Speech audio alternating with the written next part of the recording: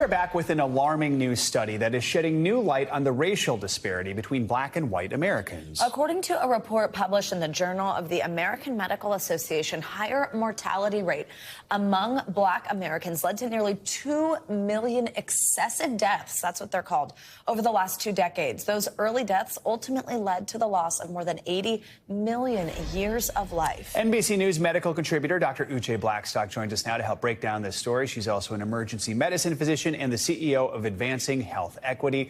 Doctor, good to have you with us. So first of all, why are we seeing such a large number of excessive deaths? Did COVID play any role in this? Hi, Joe and Savannah. Thank you so much for having me, and thank you so much for reviewing this important article. So yes, COVID definitely had something to do with it, especially the first year of COVID. But even before that, the differences in mortality rate between white and black Americans was decreasing significantly after some improvement in the late 90s. And so what we're seeing is there are multiple factors. They're all related to what we call the social determinants of health, related to access to affordable housing, quality education, gainful employment, access to green space and healthy food. All of those are impacted by systemic racism, and we're seeing how that manifests in the health of black Americans. And I think these numbers are incredibly sobering and call for both policy at a local, federal, and state level intervention.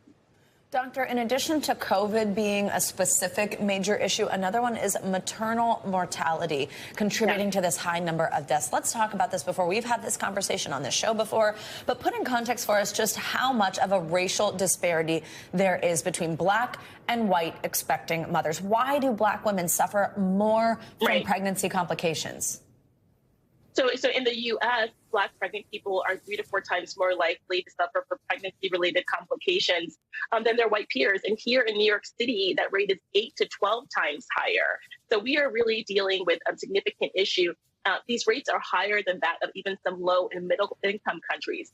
I would say overall, the U.S. is not doing great in terms of their overall maternal mortality rate. But for black pregnant people, it's more striking. And it has, there are multiple reasons. A lot of it has to do with the fact that, pregnant people will say that when they ask for care or complain of a symptom, that they're not being listened to by their healthcare professionals. Another issue is just how maternal care is provided in this country. There really is not close follow-up after someone delivers a baby. We typically have a 6-week postpartum visit. That's not enough. Most other countries, you have a doula, you have a midwife that visits you at home and keeps track of the symptoms that you're having. So we may have to think about changing the model with which we take care of birthing people to that of other higher income countries where there's closer follow-up and with people are able to advocate for themselves and be listened to as well.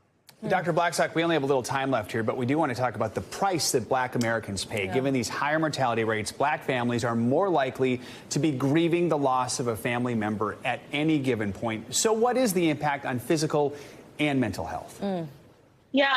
And when we hear those numbers and we think about this, like those are missed graduations, missed celebrations, not having grandma or auntie or uncle at an important event, right? So, that's why we are seeing higher rates of depression, higher rates of anxiety. Even when we look at suicide rates over the last several years, those have actually increased over with young black men and women. So we've seen these increases, and we have a situation where we don't have enough mental health counselors of color. So again, we need to think about multiple ways to address this issue. Dr. Uche Blackstock, an important conversation. Thank you for joining us this morning to talk about this. Thank you. Thanks for watching our YouTube channel. Follow today's top stories and breaking news by downloading the NBC News app.